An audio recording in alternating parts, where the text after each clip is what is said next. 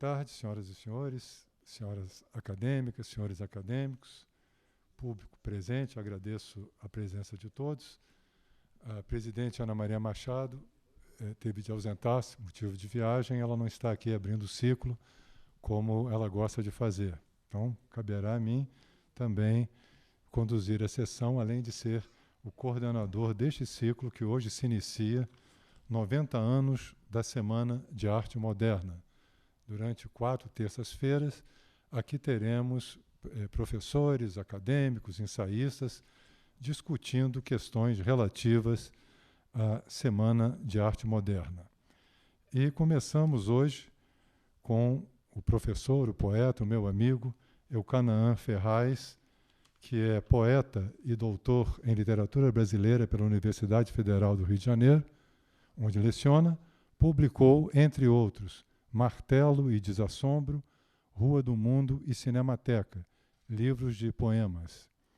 E para o público infanto-juvenil, destacam-se Bicho de 7 Cabeças e Outros Seres Fantásticos, Palhaço, Macaco, Passarinho, e ganhou o prêmio de melhor livro para criança pela Fundação Nacional do Livro Infantil e Juvenil. Organizou de Caetano Veloso, Letra Só, Seleção de Letras e O Mundo Não é Chato, reunião de textos em prosa. Assinou ainda os volumes Poesia Completa e Prosa de Vinícius de Moraes e Veneno Antimonotonia, antologia de poemas e letras. Na área ensaística, publicou Folha Explica Vinícius de Moraes. Ele não colocou no currículo dele, mas eu coloco no meu honrosamente, que eu fui orientador da tese de doutorado de Eucanaã Ferraz, e que vai nos falar aqui sobre a proposta modernista Ruptura Cultural. Então, passamos a palavra a Eucanaã Ferraz. Obrigado. Muitíssimo obrigado. Se eu tivesse posto isso, Sequim, nublaria todo o resto. Então, eu não posso dizer. Bem, eu agradeço enormemente a honra, a alegria, o prazer de estar aqui. É a primeira vez que falo nessa casa. Agradeço a todos vocês, a presença de cada um de vocês. Não me atrevo a dizer os nomes, eu ficaria nervoso se eu os dissesse, e eu esqueceria vários e ficaria mais nervoso ainda do que já estou. Agradeço, portanto, ao meu querido ex-orientador, mas sempre orientador, Antônio Carlos Sequim. Vejo caras de pessoas que eu admiro enormemente. Não posso não falar de Dona Cleonice Berardinelli. Então, agradeço a vocês todos. Bem, é um pouco uma enrascada falar da Semana de Arte Moderna, e hoje eu disse ao Sequim que as próximas comemorações serão cada vez mais difíceis. Eu espero não ser convidado para nenhuma delas mais, porque tanta coisa já foi dita, o campo parece tão demarcado, e, ao mesmo tempo, há tantos lados. A minha vontade era de fazer, de fato, uma espécie de um mapa extenso, imenso sobre o assunto.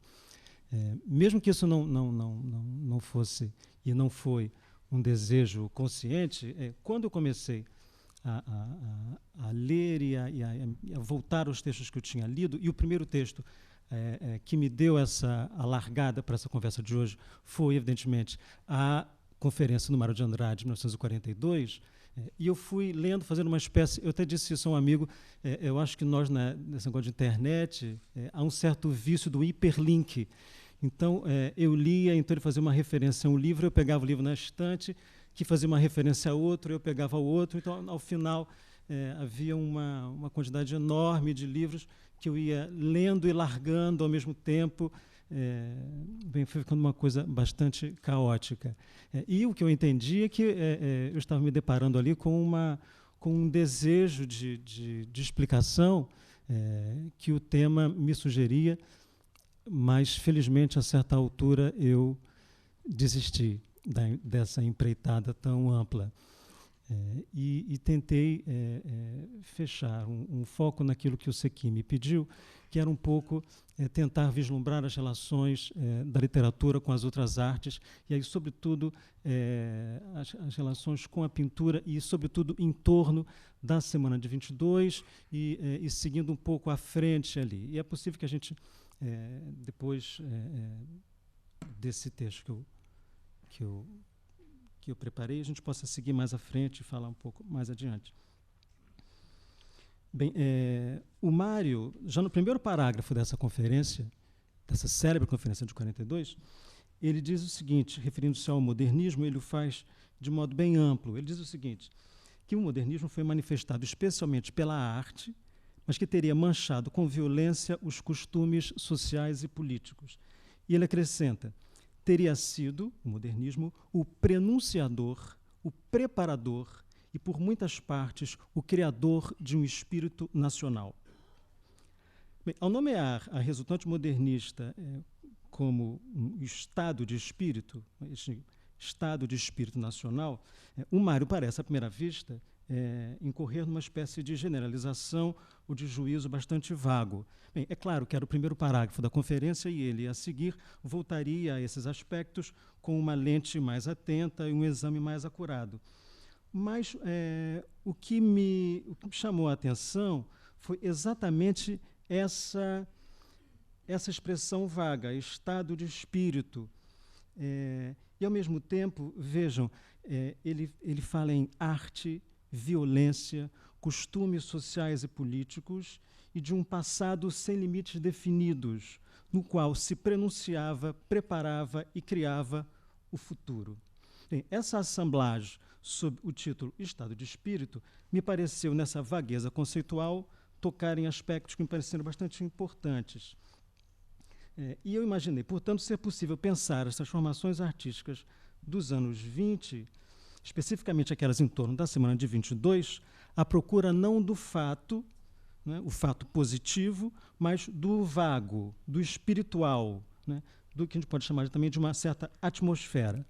É claro que apurar nomes, fatos locais, datas é necessário, mas eu quis fazê-lo com uma certa economia e imaginando de saída que dessa matéria poderia se desprender uma espécie de valor imaterial a que podemos chamar de cultura, e aqui eu acho que o Mário deu o nome de estado de espírito.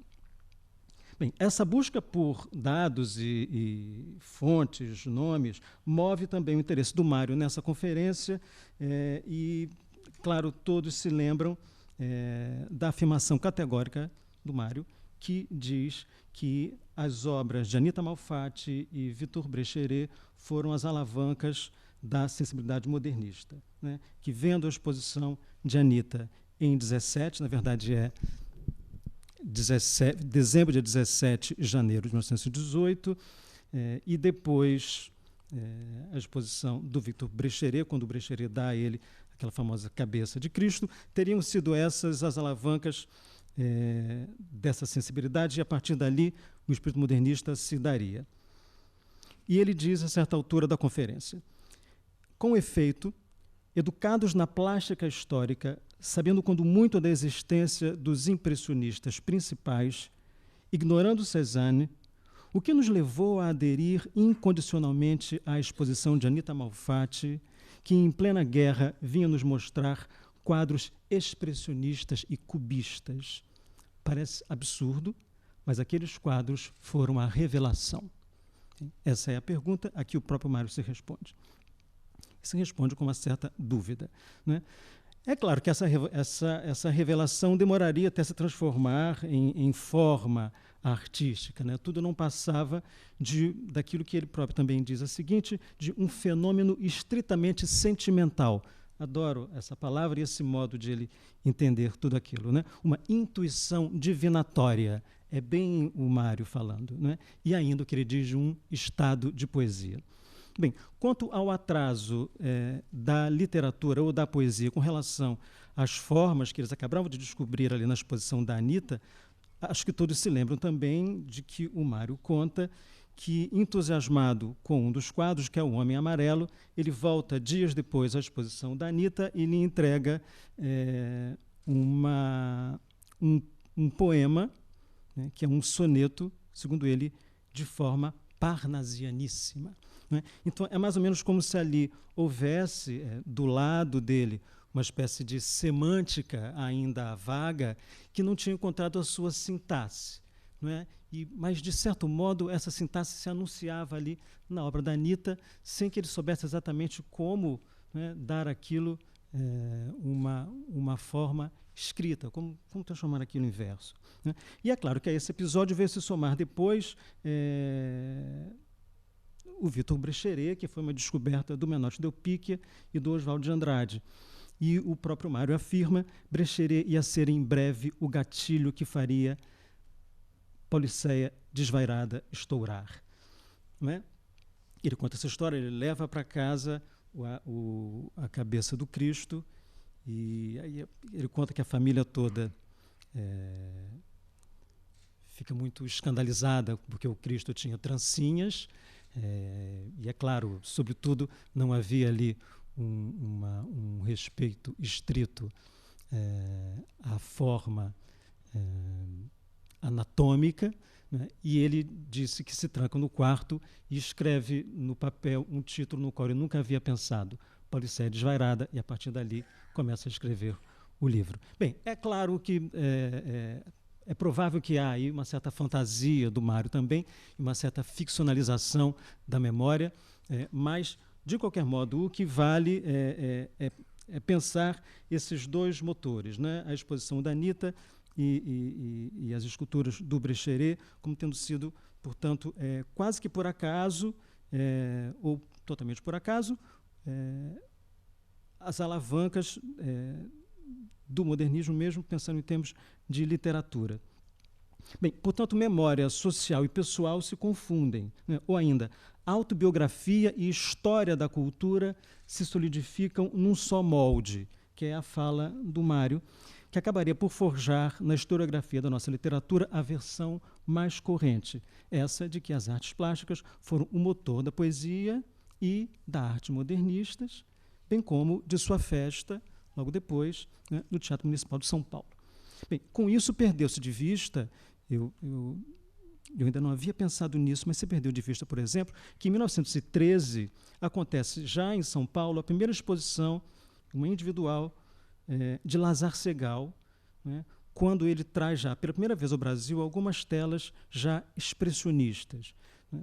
Agora, de qualquer modo, outros modernistas assinam embaixo da declaração do Mário e também alguns historiadores. Um deles, né, todos nós conhecemos, é o Mário da Silva Brito, que adota sem problemas o quadro descrito por Mário e afirma, e eu cito o Mário da Silva Brito: o movimento modernista tem nos seus primórdios dois fulcros. Um é Anitta Malfatti.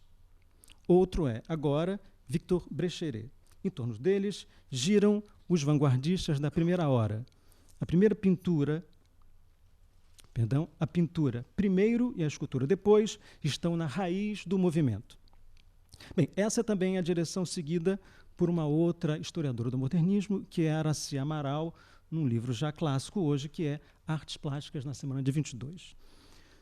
Mas, diante da convicção da Aracy Amaral, né, essa de que, né, corroborando a ideia de que as artes plásticas estariam, né, na origem do modernismo,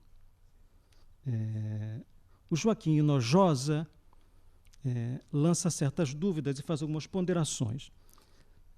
Ainda que lhe pareça certo a ele, Hinojosa, que a exposição da Anitta Malfatti, né, graças às críticas do Monteiro Lobato, possa ser considerada um estopim, né, ele julga mais correto colocá-la, a exposição da Anitta, ao lado de outras obras pioneiras. E ele cita, por exemplo, a prosa de Adelino Magalhães, que estreara em 1918, o livro Carnaval, de Manuel Bandeira, publicado em 19, do qual consta o poema Os Sapos,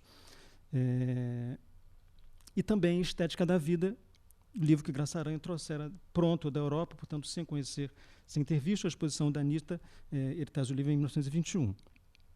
Bem, e o Hinojosa observa, não foi de pintores ou escultores, mas sim de escritores, a caravana que São Paulo enviou ao Rio em outubro de 21, a fim de convidar os cariocas a participar da semana próxima. E não levariam pintura ou escultura como chamariz, mas sim Pauliceia Desvairada, para ser lida pelo próprio autor, integrante da embaixada. Portanto, para ele, né, o correto seria, eu cito, admitir que artes plásticas, poesia e prosa se misturaram sem predominância no caldeirão do modernismo iniciático. É curioso que o Hinojosa se refira à leitura de Pauliceia Desvairada no Rio de Janeiro e não faça menção à conferência do Mário em 42. Né? Também seria preciso considerar que, anterior à leitura do livro, está, obviamente, a gênese do livro, e a gênese do livro, segundo o Mário, seria, né, a exposição da Anitta e a obra do Brecheret. Bem, quanto à caravana não ter trazido para o Rio de Janeiro pintura e escultura, pode-se imaginar por que é que não trouxeram. Né? Teria sido uma empresa bastante desagradável vir de São Paulo, né, trazendo pinturas e esculturas. Bem, e além disso, é claro, a Pauliceia Desvairada tinha, né, já demonstrava ter o poder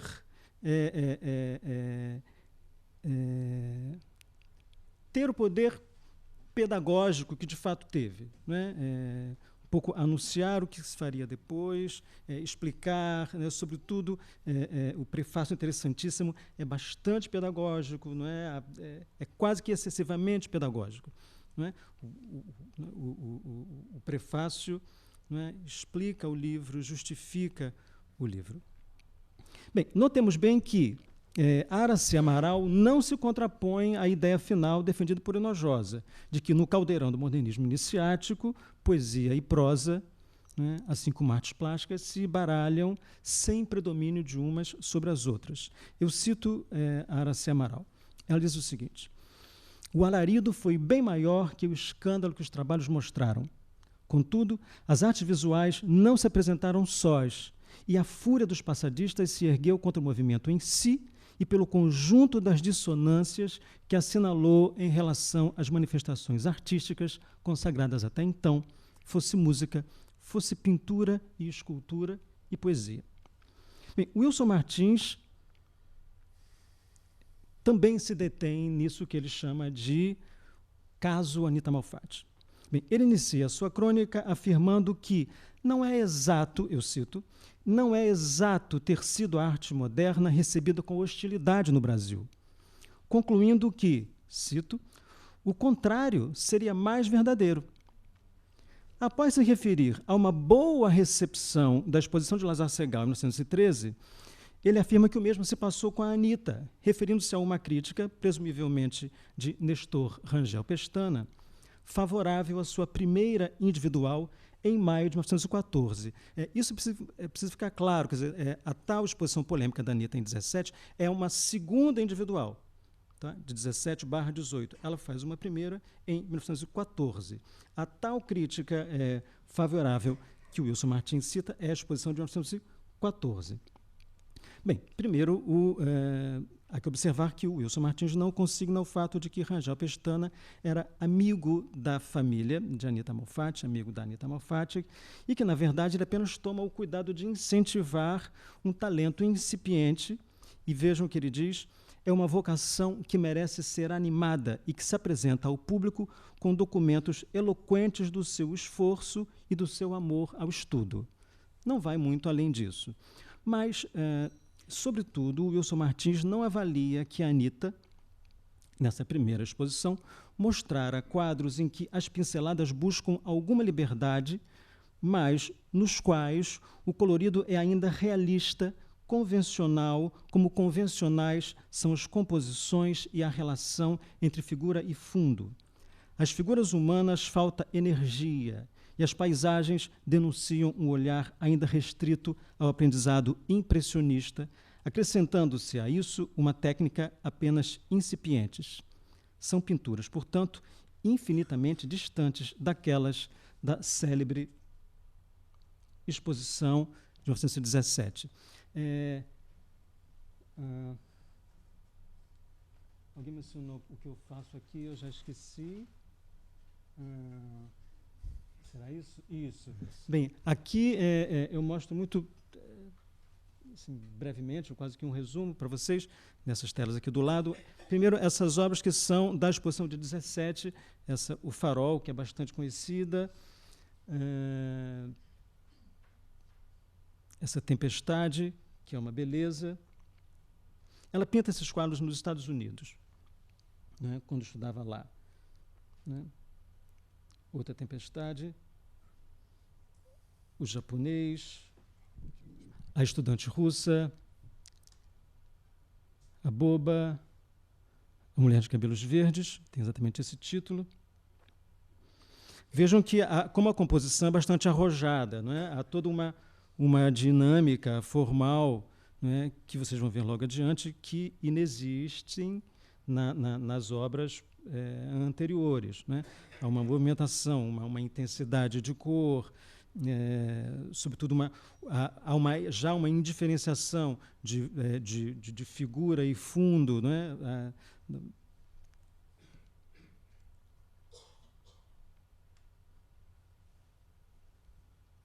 E esse é o Homem Amarelo que o Mário compra alguns anos depois e foi o quadro que lhe motivou o tal soneto de forma parnasianíssima, como ele diz. Ainda há esse Homem Amarelo. E aqui, sim, as obras... eu pus 15, né? Errei, 1914.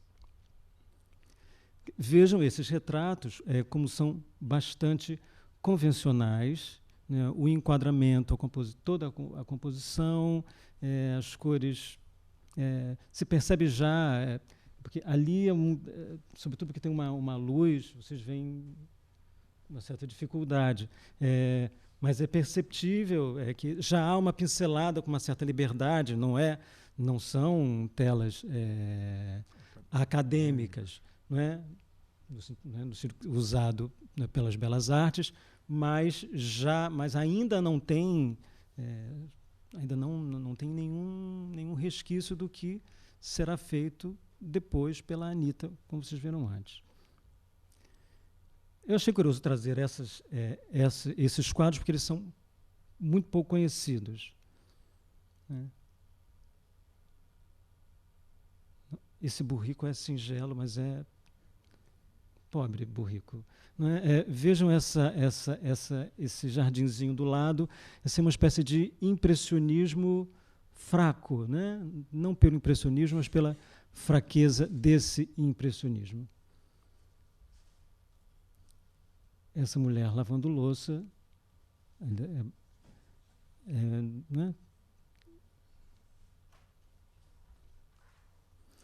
Bem, o retrato do Mário é curioso porque logo depois, meses depois da semana de 22, a Anita pinta um retrato do Mário. O Mário depois escreve um texto chamado No Atelier e é impressionante porque ele descreve o processo da pintura. E é, sobretudo, ali o primeiro Mário que valoriza enormemente o que ele chama de lirismo contraposto ao que ele chama de arte. Não é? Depois, ele, mais adiante, sobretudo na Escrava que não é Isaura, ele vai tentar, ele vai conseguir, até onde ele pôde, não é? Uma conciliação de uma coisa e outra. Mas o lirismo, para ele, é simplesmente uma espécie de estado inconsciente, não é? Que, segundo ele, seria o motor da criação. Não é? Ali está a inspiração, as forças incontroladas do criador, uma espécie de pulsão criativa. Né? E o que ele chama de arte é o trabalho, né? Que, segundo ele, viria depois. Nesse quadro da Anita, sobretudo o que ele observa nesse processo da pintura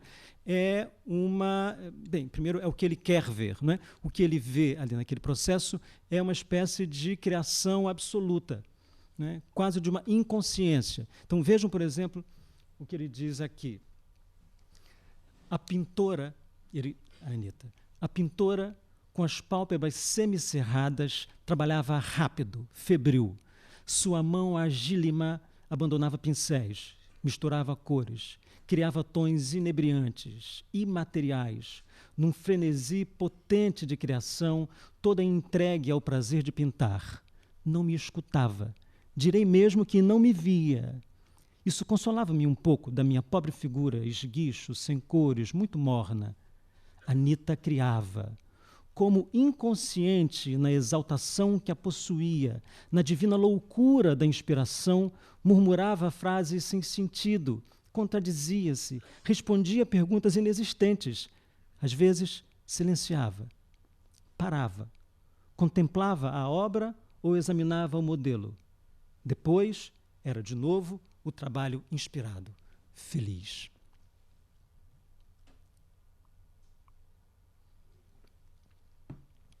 É bonito, né? Bem, ele vai nesse ritmo até o final, não é um texto muito longo, mas é vibrante, é uma beleza, é uma coisa de uma força enorme. E, sobretudo, o que ele vê ali é uma espécie de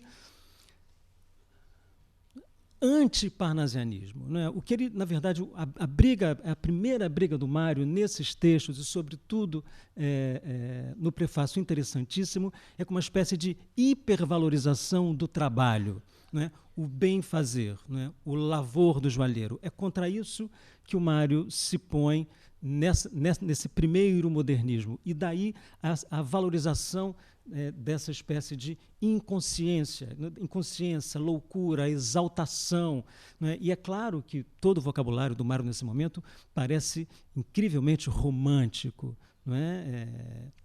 Então, me parece que esse texto é logo depois do Carnaval de 22, logo depois da semana, então me parece que ele revela bem, claro, o quadro, o retrato.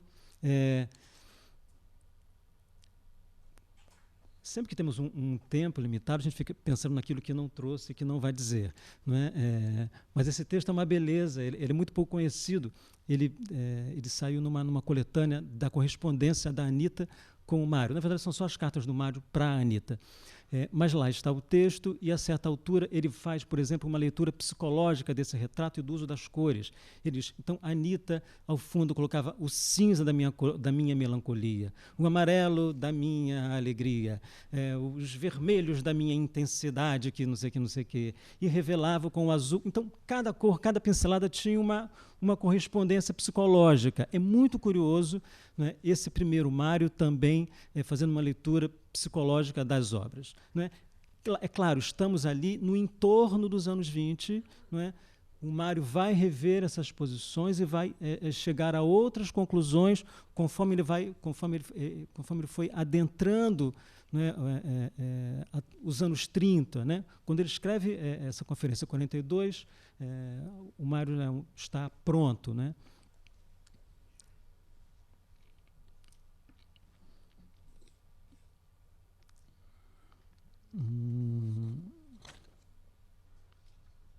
Isso aqui você cuida do tempo para mim, por favor, hein? Tudo bem.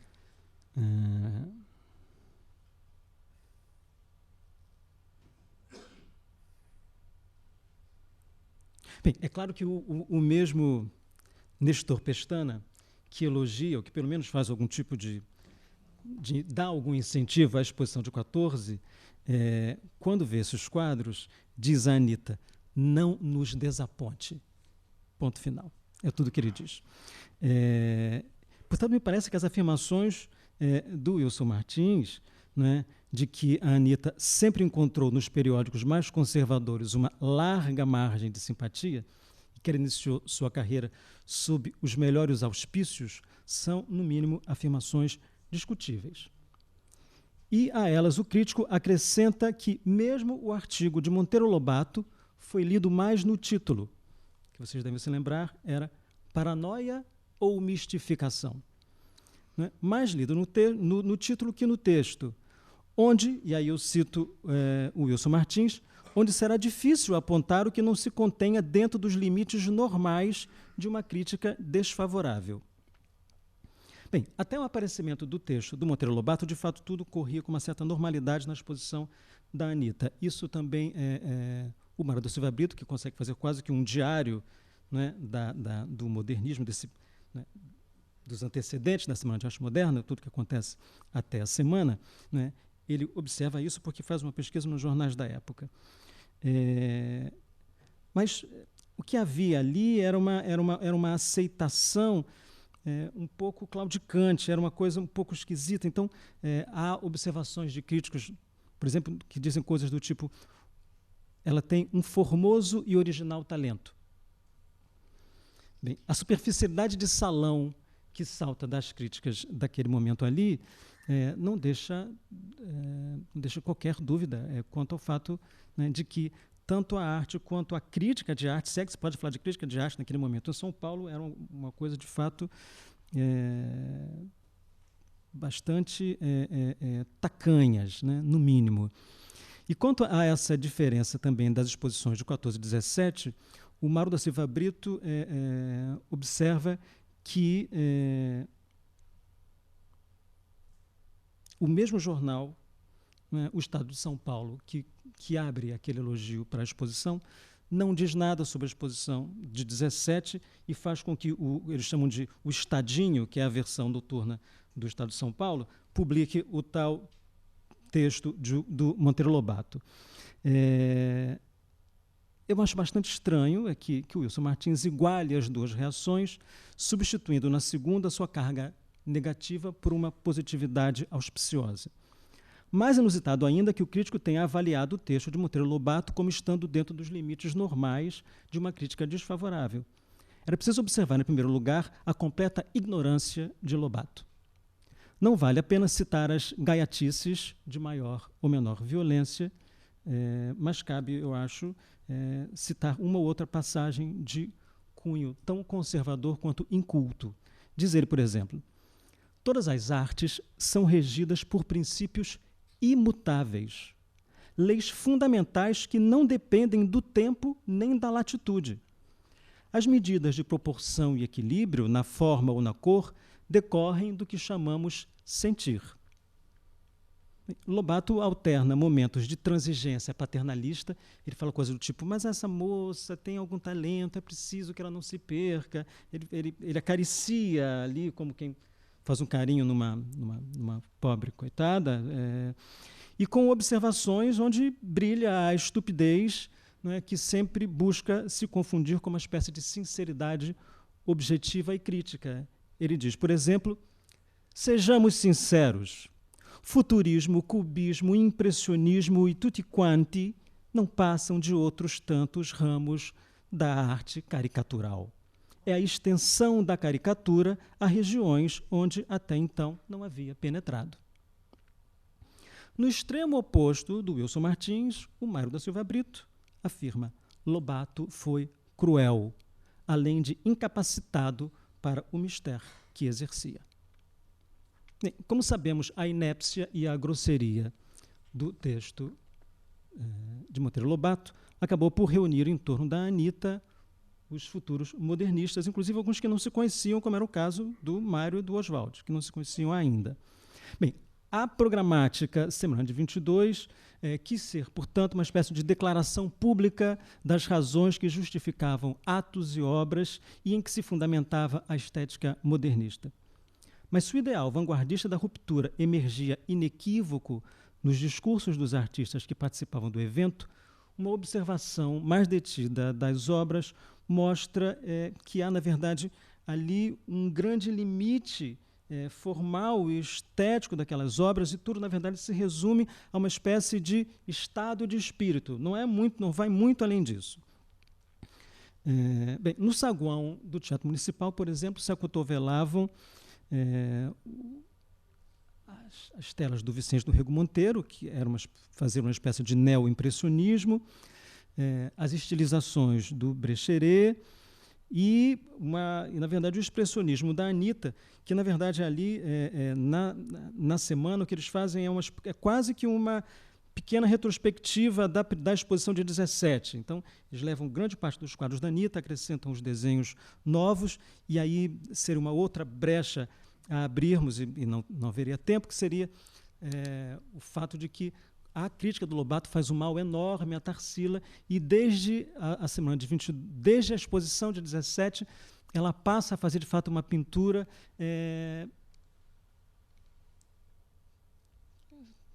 eu mostro antes de falar. Essa é a Anita depois da exposição de 1917. Bem, não é nem preciso que eu volte para que vocês vejam a onda, a tempestade, né? E vejam essa paisagem que parece uma coisa de um principiante total. Bem, é uma pena, né? É de um convencionalismo em todos os sentidos, né? De composição, de forma, de traço, de tema. Bem, pensem em Chagall, né? Muito tempo antes, quando vem, né, para entender, e a gente pode avaliar melhor o que é isso. Bem, na correspondência do Mário, o Mário passa todo o tempo pedindo à Anita que não se perca. Anita, volte ao seu expressionismo. Anita, não desista. Anita, continue. Anita, vá em frente. Anita, seja você. Anita, bem, e Anita, pelo visto, não foi. Não é? Ela retrocede para um lugar estético totalmente indefinido, né? E realmente não ela procurou uma zona de conforto, né? que ela também não encontrou, né? E, portanto, a exposição na semana de 22 traz algumas dessas telas, mas, na verdade, o forte ali são 17 telas da exposição de 17. Bem, então, isso está ali com outras tantas telas e um pouco de esboços de arquitetura neocolonial. É uma espécie de indecisão, né? Uma indecisão que não se resumia ao choque entre linguagens adotadas por diferentes artistas, mas mesmo dentro da obra de um determinado artista. De Cavalcante, por exemplo, é um bom exemplo disso, né? Há uma oscilação. A Aracy Amaral define bem. Ela diz que ele vinha procedente da caricatura, entre o Art Nouveau e um pós-impressionismo, o expressionismo e estilizações. Ele ensaiava também uma simplificação já de planos, abolindo a perspectiva, e tentava utilizar cores sem muita preocupação de volume. Mas quando você, de fato, observa o conjunto, né, dos trabalhos de Cavalcante nesse momento, você tem a impressão de que cada trabalho foi feito por um artista diferente. Bem, não são poucos os exemplos de incoerência ou de dispersão, né, que emprestaram ao conjunto das obras de 22 a feição de uma espécie de ecletismo inconsciente, por vezes decorrente da hesitação ou do desconhecimento ou da informação superficial, diluída, sem forças para definir escolhas. Havia, no entanto, algo em comum e que não pode ser desconsiderado como valor: o desejo de choque ou ruptura. E eu cito mais uma vez a Aracy Amaral. O objetivo era deliberadamente o chocar. Não havia diretrizes nem certezas. Ao contrário, as oscilações eram muitas. Mas, em apresentando trabalhos que contradiziam aquilo que as exposições regularmente mostravam na São Paulo pacata, o objetivo estava alcançado. Bem, a semana se definiu, portanto, mais pelo seu estado de espírito que pelas obras em si mesmas ou pelo seu conjunto. A ruptura com que se nomeou passadismo, era o termo que todos os modernistas usavam, tanto na pintura quanto na literatura, uniu poetas e prosadores, pintores, escultores, arquitetos, músicos e compositores. O termo, é claro, é bastante impreciso, passadismo, né? Mas tem a vantagem de não se confundir com algo mais amplo, que seria o passado. Bem, além disso, a imprecisão talvez fosse inevitável, tendo em vista o ambiente artístico e literário daquele momento. Eu recorro a um texto que me pareceu muito esclarecedor, que se chama A Poesia em São Paulo, breve apontamento sobre os vivos, assinado por Plínio Salgado, em 1922. A constatação inicial do nosso querido Plínio Salgado é de que a poesia, como toda a literatura paulista, mostrava-se como uma expressão complexa de tendências e influências. E ainda, e eu cito Plínio Salgado, todas distintas e interdependentes, as musas dos nossos aedos denunciam personalidades que se acotovelam no cosmopolitismo ambiente e fases da nossa evolução literária estacionadas ou cristalizadas. Bem, o conjunto parece ser o que ele chama de uma amostra de variedades. E ele diz o seguinte: temos neoclássicos, românticos, parnasianos, filosóficos, simbolistas, neoparnasianos, regionalistas, futuristas, nefelibatas e revolucionários independentes. E, pasmem os políticos, uma certa tendência que não tem ido além de ensaios para a poesia ruflante das cruzadas sociais. Bem, o tom irônico permanece e chega até os poetas da semana de 22, que ele não nomeia, mas vejam como é possível, né, vê-los ali. Como se vê, não temos uma escola literária predominante. Se preconceitos de tal natureza existiam, eles ruíram com fragor na recente carnavalada futurista que se revelou certa orientação e, talvez, quase uma indigestão de cultura, patenteou perante um grande auditório escandalizado que o rebanho apacentado pelo Tratado de Versificação de Bilac tresmalhara, revoltando-se e renegando o Apolíneo Zagal. Bem, diante desse quadro, o Salgado defende que o crítico não pode passar de um anotador. A expressão é dele. E, seguindo esse preceito, ele faz uma avaliação breve de 45 poetas que produziam ali em São Paulo, na cidade de São Paulo, no ano de 1922. Entre eles, Guilherme de Almeida, Menotti Del Picchia, que ele vê com alguma reserva irônica, o Cassiano Ricardo, que ele diz estar entre os parnasianos rebuscados, e, por fim, Mário de Andrade. Para o Mário, ele diz o seguinte: sobre este poeta, que merece lugar de destaque no movimento de nossas letras, pelo grande pensamento que traz, escoltado por uma farândola de disparates, pretendemos falar mais longamente em outra oportunidade. Não falou. E ainda, o autor de Paulicéia Desvairada e adepto do futurismo radical, embora o negue, plasma os seus pensamentos no barco das expressões bem namoradas, peculiares ao mulato brasileiro. Bem, todo o texto dele tem uma fixação enorme por questões raciais, né? Segundo ele, inclusive, essa multiplicidade toda da poesia paulista é resultante da mistura racial, da indefinição racial.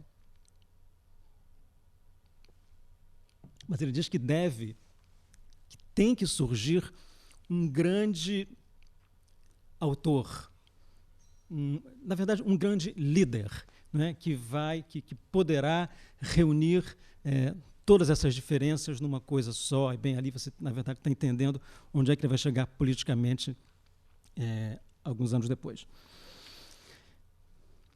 Bem, do outro lado, esse, digamos, é o espírito não modernista, que também é um espírito, né? É tão vago quanto. Né? Se de um lado você tem modernistas que que atiram para lugares variados, os não modernistas não mostram maior coerência. Então, a própria expressão passadismo, né, talvez fosse inevitável que as coisas funcionassem mesmo de maneira, sim, vaga. Mas também mas é certo que é preciso abrir, né, nesse quadro, né, uma avaliação, né, de que anteriores e contemporâneos ao modernismo dos anos 20, né, houve aqueles que não se subjugavam às leis do academicismo e do beletrismo.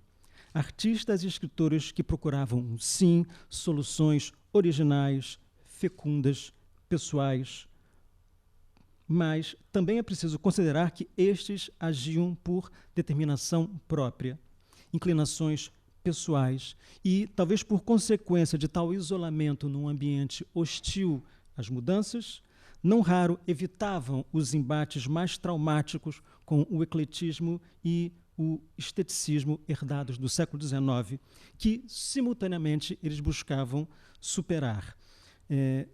Para mim, um bom exemplo disso é uma pintora chamada Georgina de Albuquerque, né,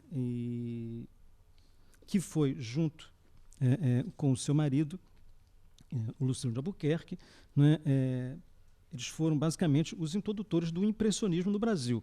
Quando tudo era absolutamente acadêmico, tudo era absolutamente a mais rasteira cópia, né, eles trouxeram, né, essa novidade e foram combatidos. Né? Agora, a questão é que o problema é quando você percebe que a mesma Georgina permanecerá pintando o mesmo impressionismo até a sua morte em 1962. Né? Pintores, escultores, arquitetos, mas também poetas, romancistas, músicos, jornalistas e professores criavam e trabalhavam visando a adequação total ou parcial de suas inquietações ao sistema vigente. São Paulo e Rio, sob esse aspecto, não se diferenciavam. De certo modo, nas artes plásticas, o Rio de Janeiro talvez fosse pior, porque aqui a Escola de Belas Artes e, sobretudo, o Salão de Belas Artes fazia com que o circuito fosse extremamente institucionalizado. Entendeu? Então, basicamente, o sujeito ganhava o prêmio de viagem ao exterior, aí ele voltava e virava professor na Escola de Belas Artes, e ele era ele fazia parte da comissão julgadora do próximo salão, ele recebia as encomendas para fazer as decorações dos salões e dos prédios institucionais, e basicamente era uma espécie de retroalimentação, e era impossível sair daquele circuito. Isso também faz com que a gente compreenda por que é que a semana se dá em São Paulo, onde isso nem existia. Então, a inexistência dessa força impositiva em São Paulo fez também com que pudesse surgir ali o movimento de renovação. Mas eu chamo a atenção para o fato de que há sim semelhanças entre essas duas cidades. Com relação ao salão, há uma crônica do nosso, esse sim, sem nenhuma ironia, queridíssimo Manuel Bandeira, de 1928, e é sobre o Salão de Belas Artes de 28, onde ele diz o seguinte, e eu acho que isso mostra bem o período. Para mim, bem entendido, o salão é uma galeria grotesca onde vou mais para exercer o senso humorístico. Não me pode interessar, de outra maneira, aquela exibição de um monótono realismo anedótico. E ele acrescenta, para que não tenhamos a impressão de que tudo isso se passava com alunos de Belas Artes, né? Veja o que ele diz sobre já os grandes mestres, se bem que naquele momento, grandes mestres em decadência. Dos velhos mestres, eu continuo citando a mesma crônica do Bandeira, dos velhos mestres, só se salva a contribuição de Visconti. Esse pintor nada trouxe de novo à nova pintura. Quando o moço pintou, sob a influência dos pré-rafaelitas, algumas telas que ainda hoje representam o melhor da sua obra.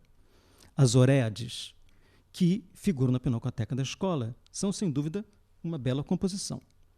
Depois que o artista voltou à Europa para executar o teto do Municipal, tão insignificante como desenho, construção e colorido, adotou a técnica impressionista, na qual até hoje persiste como retardatário. Em todo o caso, as suas telas, se não chegam a interessar, também não provocam irreverência. O mesmo não se pode dizer do Sr. Amoedo e Henrique Bernardelli.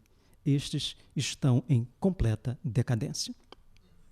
Bem, e vejo que são figuras, que são observações, pelo menos, do nosso modernista mais equilibrado e, que o Mário me desculpe, mais culto. Né? E que preservou desde sempre apreço pela tradição. Bem, as duas passagens do artigo do Bandeira são tão eloquentes quanto diretas, né? Se atentarmos para o ano da publicação, 1928, imaginamos sem dificuldade o ambiente contra o qual se debatiam ou se debateram os modernistas lá em 22, né? Primeiros anos da década. E ainda, a data faz ver o quanto, até aquele momento, o modernismo pouco influenciara nos rumos das instituições ligadas à arte. Tenhamos em conta, porém, que o estado de espírito modernista fizera com que a indiferença institucional pelo avanço das artes se tornasse mais flagrante. Os ideais de choque e destruição trazidos à cena pelos modernistas dos anos 20 foram fundamentais para que se desse uma espécie de salto no vazio, no desconhecido. Os ritmos da convivência, da conivência, da continuidade e da negociação já não pareciam possíveis. O relógio da arte brasileira estava por demais atrasado. Era urgente uma mudança de espírito. Pode-se objetar, a esta altura, que não houve senão uma alteração superficial das coisas, tendo em vista a permanência das formas mais atrasadas nos campos da literatura e das artes. Um bom exemplo disso, eu estou concluindo, tem 5 minutos, é o Salão de 1931, né, onde você tem uma clara divisão entre o Salão conservador e o Salão modernista, e você teve ali uma briga em torno do atual diretor, do diretor daquele momento, que foi o Lúcio Costa, que, na verdade, perde a briga, né? Mas ali há um grande racha, e aquele momento ali o Lúcio Costa é uma espécie de... Ele faz sozinho uma espécie de Semana de 22. Então, portanto, ali fica bem claro, né, o quanto permaneceu, né, uma tensão entre forças modernizantes e forças reativas. Bem, as obras da semana, também preciso lembrar, estavam distantes do que as vanguardas apresentavam em Paris. Atraso que permaneceria por longo tempo, enquanto os modernistas, logo divididos em grupos, gastariam tempo nas infindáveis discussões acerca do nacionalismo na arte. Não por acaso, as mudanças políticas dos anos 30, né, a essas mudanças, o modernismo responderia com o retorno às formas tradicionais e a uma espécie de pedido de falência. A Conferência de Mário de Andrade, no início da década seguinte, 42, é o melhor exemplo desse movimento que trocou o que poderíamos acusar de autoindulgência por uma espécie de culpa pública. Por outro lado, o modernismo da década de 20 liberou forças que permaneciam contidas até então. Graças a isso, os anos seguintes assistiriam à consolidação de Lazar Segal, à emergência de Guild, Guignard, Volpe e Pansetti. Se 1930 entrou para a nossa memória cultural como o ano da publicação de libertinagem e alguma poesia, é preciso considerar que esses marcos do modernismo de 1930 reúnem poemas escritos ao longo dos anos 20. Também é o ano da publicação do primeiro livro de Murilo Mendes. Logo a seguir, a arquitetura brasileira superaria largamente quaisquer previsões de desenvolvimento e faria surgir o prédio do Ministério da Educação e Saúde Pública, que, sem deixar de ser modernista, era bem mais que isso. Era um monumento da modernidade, mas era a consagração do espírito moderno. Obrigado.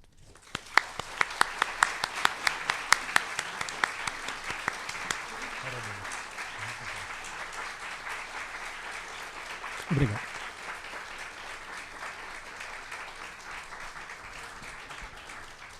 Muito Agradecemos aqui ao Canaã Ferraz essa palestra em que ele demonstrou uma visão muito equilibrada, não apologética e excessiva, né, da Semana de Arte Moderna, e mapeou com bastante pertinência esses impasses entre um desejo desse espírito, né, de renovação e, às vezes, o abismo e que se revelaram as próprias realizações, não conseguindo formalizar muita coisa do que era prometido. Tanto que você mesmo assinala, né, que a atitude e o desejo de choque, tal também como descritos por Araci Amaral, foram um combustível, mas que, como predisposição, foi algo fundamental e que, necessariamente, a concretização ali não demonstrava o fogo da origem, né?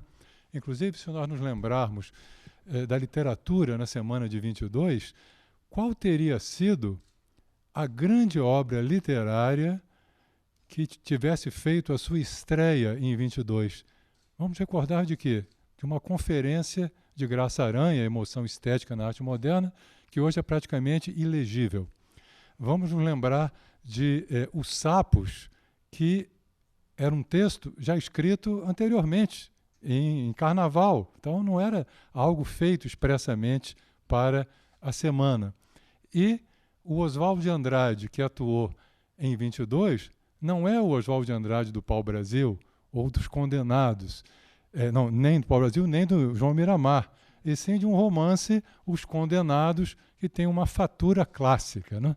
Então, reparem esse hibridismo entre um desejo de renovar e a manutenção meio envergonhada de obras que tentavam fazer uma contemporização entre o antigo e o moderno. Tanto que, por curiosidade, eu trouxe aqui um trecho de um participante da Semana de Arte Moderna. Então, vocês devem imaginar a presença lá de Mário de Andrade, Oswald de Andrade, e até eu desafiaria aqui o público a tentar adivinhar quem é que teve esse discurso de mais extrema radicalidade no âmbito das conferências literárias do modernismo. Esse discurso vai criticar, esse crítico, né, vai falar desfavoravelmente do recheio dos sonetos, que ele vai chamar de empadinhas poéticas, pois esse recheio ou era a mulher fatal, de um lado, ou os truculentos deuses de Homero, de outro lado. E continua o conferencista. Basta de se exaltar artimanhas de Ulisses num século em que o conto do vigário atingiu a perfeição da obra-prima. As ninfas modernas dançam machixe ao som do jazz. Morra a mulher tuberculosa e lírica. Morra a Hélade. Organizemos um Zé Pereira canalha para dar uma vaia definitiva e formidável nos deuses do Parnaso. Bom, suponho que muitos devem ter pensado em Oswald de Andrade. E é Menotti del Picchia. Então, percebam, né, essa indefinição de papéis. Quem é que está com um discurso mais radical no momento? Quem é que depois vai fazer uma poesia conservadora? Enquanto Menotti propagava isso, lá estava o Oswald com um romance de fatura realista, né? Quem era o... E aí isso vai mostrar também o dissenso, né, dos modernistas, porque posaram todos para a mesma fotografia e depois aquele método de retocar as figuras indesejáveis, né? Então, os grandes derrotados, ideologicamente falando, da Semana de 22, foram excluídos a posteriori do banquete que eles ajudaram a criar. Não é mesmo? Desculpe interromper.